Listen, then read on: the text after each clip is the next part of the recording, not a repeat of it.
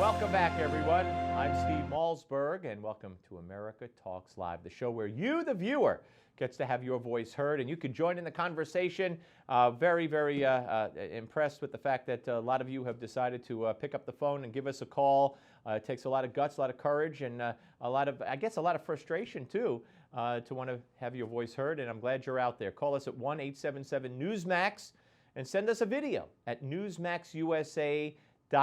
Let's continue with the phone calls in our final segment of the hour and say hello to Vicki, who is in Oregon. Hello, Vicki.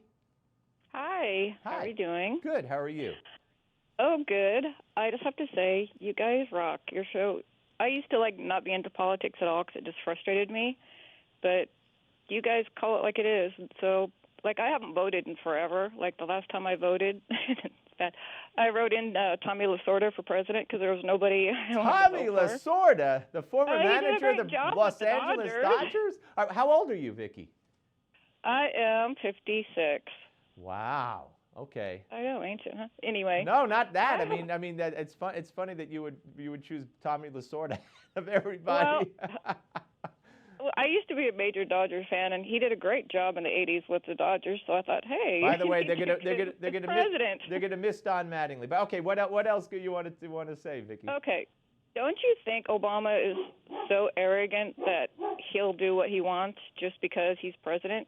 It doesn't matter what is best for anybody or what anybody Vicki, says. Let me give you just one small, tiny, itsy-bitsy, teensy-weensy example of his arrogance. A day and a half after the Paris attacks, while the bodies were still laying in that concert hall, he frees 5 terrorists from Gitmo. That is the definition of arrogance. Okay? That's who he is. That's who he is. And if you don't like it, too bad. He'll violate the Constitution with executive orders. Court after court after court will tell him you can't do that. Now it's going to the Supreme Court. I'm talking about the immigration executive order. On his way out the door, he'll sign an executive order on guns. You watch, you mark my words, and he'll leave it for the courts and chaos to reign supreme when he's gone. He doesn't care. About 15 times the U.S. Supreme Court has ruled against his administration unanimously. Unanimously. That means Sotomayor. That means Kagan. That means Ginsburg. And he doesn't care.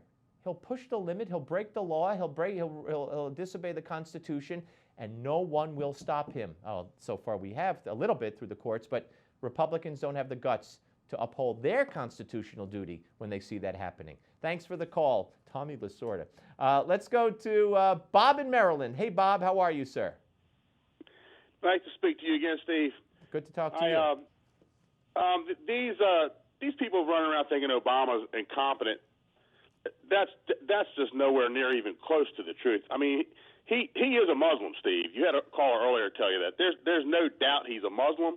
I mean, he agrees with this caliphate. He would love nothing more than to unleash this in our country.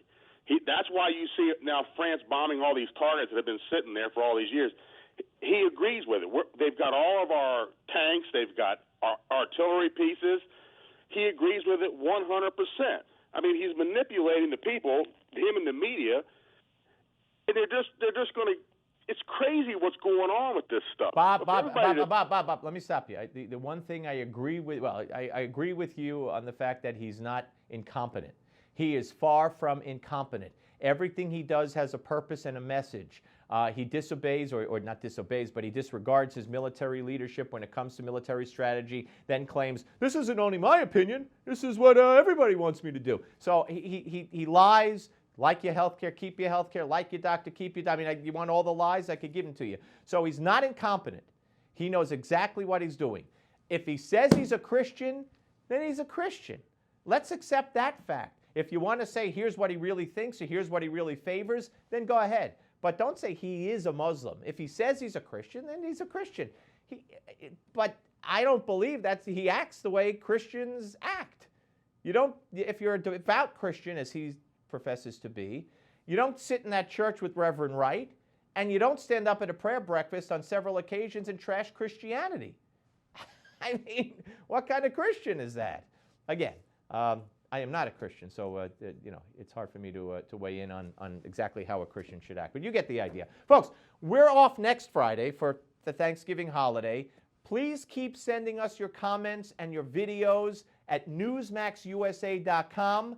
That's newsmaxusa.com. And don't forget, I'm back every night, including tonight, with the Steve Malzberg Show, Monday through Friday, 7 p.m. Eastern, and then again at 10 p.m. Eastern. So stay with us, watch me at 7, and then watch all the great shows that follow. Thanks for participating. Thanks for watching. Tell your friends. Have a great weekend and a happy Thanksgiving.